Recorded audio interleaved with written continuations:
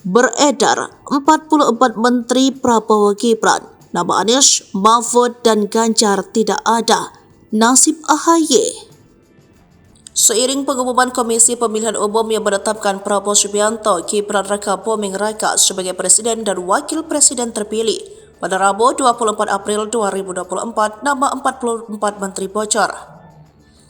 Meski pihak Prabowo sudah membantah, namun 44 menteri akan mengisi kabinet Prabowo Gibran yang diunggah oleh salah satu akun lengkap dan nama wakil menteri ini bikin heboh. Dalam poster itu membuat keterangan di bagian atasnya dengan caption, "Ini untuk memastikan keterwakilan anak muda di pemerintah secara substantif." Dan tulisan dengan blok merah Kabinet Indonesia Emas dengan huruf putih.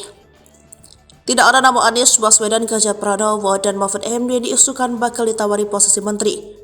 Adapun beberapa nama baru seperti mantan Kasat TNI Dudung Abdurrahman akan menjadi Kepala BIN, kemudian posisi Menko Polhukam diisi AHY. Dan Ridwan Kamil menjadi Menteri Pekerjaan Umum dan Perubahan Rakyat. Lalu ada Grace Natali menjadi Menteri Muda Sosial, Kesejahteraan Perempuan dan Anak Grace Natali. Kemudian Menteri Pariwisata dan Ekonomi Kreatif diisi Presenter Kondang Helmi Yahya dan Menteri Hukum Asasi Manusia Yusril Ihzah Mahendra. Sementara nama lawas seperti Sri Mulyani tidak ada di kabinet, posisinya digantikan Wisnu Wardana. Ada mantan kader PDIP, kabarnya akan menjadi Menteri Desa Transmigrasi Budiman Sujatmiko.